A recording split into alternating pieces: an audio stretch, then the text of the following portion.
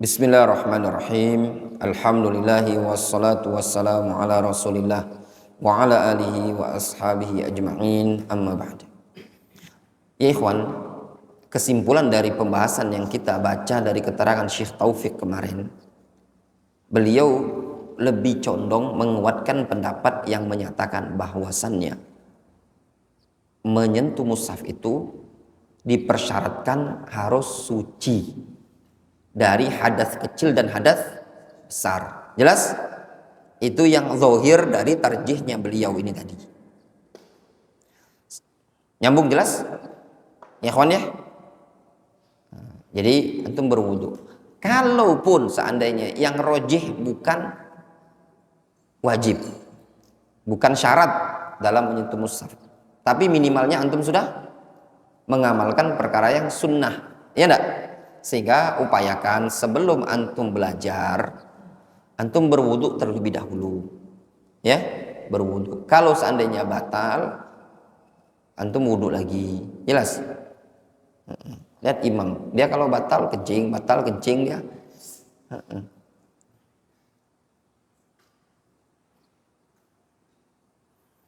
Kemudian, wa an Aisyah radhiyallahu anha qalat, Aisyah radhiyallahu anha menceritakan, kana Rasulullah sallallahu alaihi wasallam yadhkurullah ala kulli ahyanihi, rawahu Muslimun wa allaqahul Bukhari.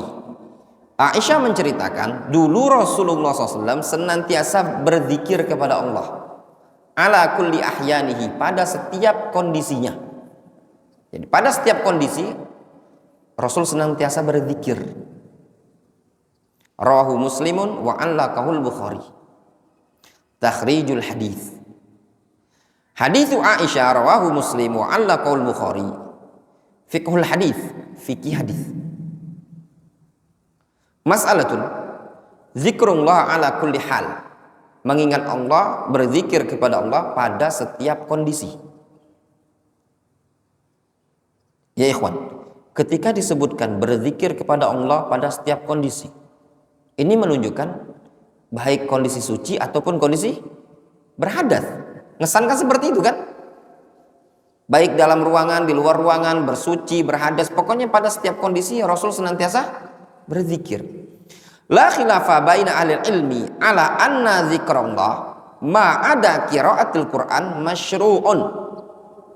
Tidak ada khilaf di kalangan para ulama bahwasannya berzikir kepada Allah selain baca Al-Quran adalah perkara yang disyariatkan, walau kana syakhsu ala hadatsin, meskipun seseorang berada dalam kondisi berhadas. Jelas? Antum sudah batal belum wudu? Siapa yang sudah batal wudu? Yang sudah batal. Kemudian dia tasbih, subhanallah, subhanallah. Tidak ada khilaf di kalangan para ulama tentang kebolehannya. Ya enggak? Disyariatkannya. Antum naik motor, kentut di atas motor, sambil motoran antum tasbih, astagfirullah, astagfirullah. Ya enggak? Boleh enggak? Boleh. Ya. Tapi tidak boleh zikir sambil berak itu. Ya. Itu tidak diperbolehkan. Jangan antum fahami, oh berarti kan sedang berhadas. Memang sedang berhadas, tapi bukan sedang berak. Difahami? Wa amma qiraatul Quran, adapun baca Al-Quran, fa'amatu ahlil ilmi ala jawazi qiraatil Quran liman kana ala hadatsin asghara, atau hadatsin asgharin, asghari afwan, liman kana ala hadatsin asghari. Adapun baca Al-Quran, mayoritas para ulama berpendapat bolehnya baca Al-Quran liman kana ala hadatsin asghari. Pertanyaan, kenapa ana baca ala hadatsin asghari?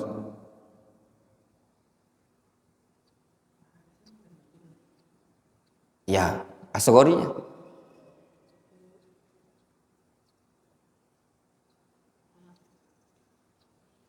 Nah, kan dia isim anu. Ismul ladzi la yansharif.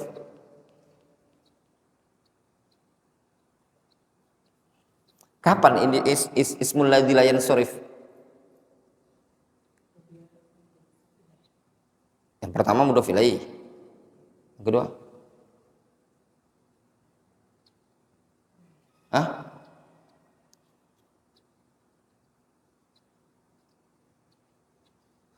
Ini pertanyaan. Ismul ladzi la yansharif boleh enggak dibaca jar? Maksudnya bacaan anak tadi benar apa enggak? Anak enggak benar kan, enggak salah kan? Ya. Liman kana ala hadatsin asghari. Benar apa tidak? Gitu loh. Ismul ladzi la yansharif, isim yang tidak ditanwin. Itu kan kalau nasabnya dengan apa? Fathah. Kalau jarnya dengan fathah juga. Jarnya dengan farah. Kapan diperbolehkan jarnya dengan kasroh? Itu pertanyaannya. Ketika sebagai mudhof, contoh fi ahsani takwimin. Yang kedua ketika kemasukan al ke alif lam. Nah itu tadi. Ketika Anda baca liman kana ala hadatsin asghari, salah. Difahami? Nah itu tadi. Yang benar fa'amatu ahlil ilmi ala jawazi qiraatil qur'ani liman kana ala hadatsin asghara. Nah, difahami? Jelas? Karena bukan kemasukan alif lam, bukan juga sebagai mudhof. Ya, difahami? Jelas ya? Nah, itu tadi. Nah, ini seperti ini perlu dilatih. Ya. Faqad kana Rasulullah SAW yadhkurullah ala kulli ahyanihi. Ya, Rasulullah SAW dulu beliau senantiasa berzikir kepada Allah pada setiap kondisi. Jelas ya? Intinya kalau baca Al-Quran bagi orang yang berhadas kecil itu boleh menurut mayoritas para ulama. Lihat, baca, bukan menyentuh mushaf. Yang belum tahu. Fahada amun yashmal zikrallahi minal qur'ani wa min ghairil qur'an. Nah, hadis ini umum, mencakup berzikir kepada Allah berupa baca Al-Quran dan berupa selain bacaan Al-Quran. Wa amma idza kana ala hadatsin akbar, adapun orang yang berada pada hadas besar, al-janabah wal haid, fa jumhuru ahli ilmi ala annahu la yajuzu lahu ayaqra al-Quran. Menurut jumhur tidak boleh dia baca Al-Quran. Faham? Tadi dia misalkan istri antum haid, menurut jumhur tidak boleh baca Al-Quran. Jelas ya? Namun wa khalafahum jama'atun min ahli ilmi. Namun pendapat jumhur ini khalafahum, diselisih oleh sekelompok ahlul ilmi. Faqalu, sekelompok sejamaah ahlul ilmi ini tadi, mereka mengatakan ya juzulahu ayaqra al-Quran, boleh saja bagi orang yang janabah atau orang yang haid baca Al-Quran, boleh. Jelas? Jadi ada khilaf di kalangan para ulama berkaitan dengan orang yang haid dan orang yang nifas baca Al-Quran. Ya enggak? Mereka hadas besar 7 hari haid, 7 hari nifas, 40 hari nifas, boleh tidak baca Al-Quran? Ada khilaf di kalangan para ulama. Ada yang menyatakan tidak boleh, ada yang menyatakan boleh. Jelas? Ini yang pembahasannya apa? Bukan menyentuh ya. Ya kan dia baca. Misalkan istri antum tuh ngelatih anak ngaji, misalkan Qul huwallahu ahad, diikuti oleh silmi dalam kondisi maaf istri antum sedang haid misalkan. Boleh apa enggak ini tadi? Ustazah yang guru-guru TK haid itu, atau libur, dah anak libur dulu kita, enggak ada pelajaran tasin seminggu nih, ustazah lagi haid. Ya enggak? Itu ustazahnya Mungkin saja sih sebenarnya, mungkin. Asal ustazanya betul-betul. Jangan-jangan males ngajar dia, males ntalkin. Pelajaran apa, Bu? Nah, nanti ustazanya seminggu haid galau bareng. Laju anak-anak tuh udah katik guru ngaji. Difahami? Wa sayatil kalam ala hadil masalah fi bab al-ghuslu wa hukmul junub. Ya. Nanti akan ada pembahasan tentang masalah ini pada bab mandi dan hukum orang yang junub. Nah, kemudian pembahasan berikutnya, wastadalla ba'duhum bihadzal hadis. Hadis yang mana? Bahwasanya Rasul senantiasa berzikir kepada Allah pada seluruh keadaannya. Sebagian ulama ada yang berdalil dengan hadis ini ala jawazi masil Quran liman kana ala hadatsin. Berpendapat bolehnya menyentuh Al-Quran bagi yang hadas. Jelas ya? Jadi ada sebagian para ulama berpendapat boleh menyentuh Al-Quran bagi yang berhadas. Lianna Nabiya sallallahu alaihi wasallam kana yaqra'ul Quran ala kulli ahyanihi. Karena dulu Rasul baca Al-Quran pada setiap kondisi. Wa hadzal istidlal ghairu sahih li amrayn. Pendalilan seperti ini tidak benar, kata Syekh Taufik. Alasannya, al-amrul awal, alasan yang pertama, annal asla al-jam'u bainal adillah. Hukum asal kita menjamak dalil. Fahadithu Amr ibn Hazm yufham minhu annal muhdits la yamassul Qur'an. Hadis Amr ibn Hazm difahami darinya orang yang berhadas tidak boleh menyentuh mushaf, menyentuh Al-Quran. Jelas?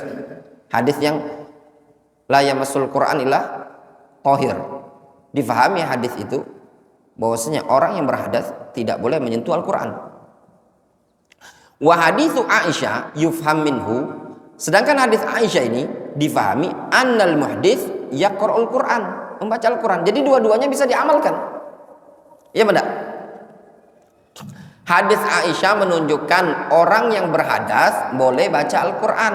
Kenapa? Karena Rasulullah SAW senantiasa berzikir kepada Allah pada setiap kondisi.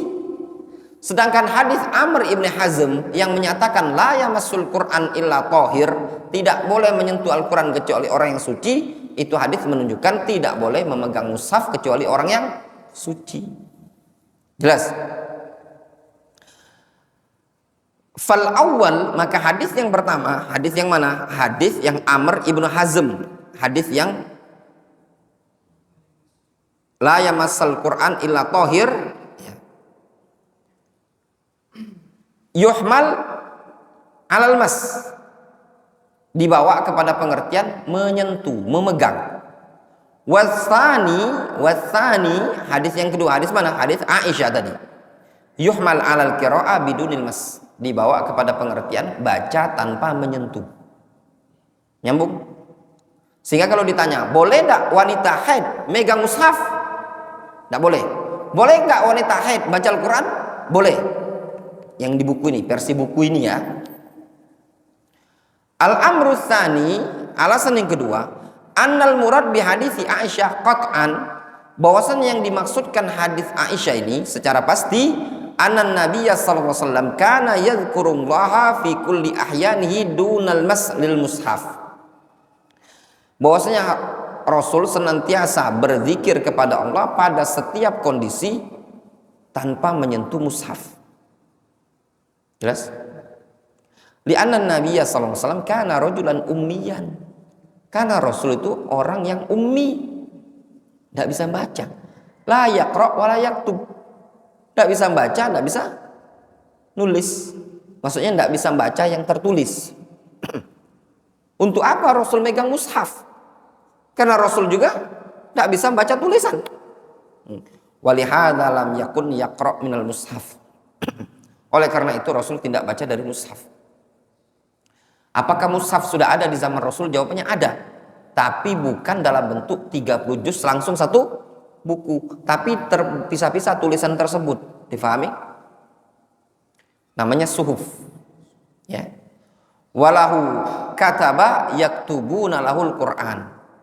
Rasul memiliki kataba. Kataba itu sekretaris, tukang tulis. Fa idza arada ayyadhkura rabbahu minal Quran qara'a min hifdhihi. Rasul kalau ingin membaca Al-Quran maka beliau membaca dari hafalan. Difahami? Beliau kalau ingin berzikir kepada Allah membaca Al-Quran, beliau membaca dari hafalan, bukan dari baca tulisan mushaf. Jelas? Wallahu ta'ala a'lamu bissawab. Kesimpulannya, ya, kesimpulan yang kita pelajari di buku ini, seseorang kalau ingin menyentuh Al-Quran, mushaf, maka hendaklah dia berwudu. Jelas? Atau kalau pengen pegang, maka pegang dengan penghalang. Sarung tangan, tidak masalah. Pakai sarung tangan, tidak boleh. Itu gini. Itu pun juga ikhwan sebatas ilmu yang anda tahu. Yang mereka maksudkan adalah lembaran mushaf dalam, bukan mushaf tertutup seperti ini. Difahami? Bukan covernya, tapi bagian dalam. Nah, jadi kalau seandainya ada wanita haid dia jual mushaf, dipegangnya gini, itu tidak masalah. Jelas ya? Wallahu ta'ala a'lam. Cukup dulu sampai sini.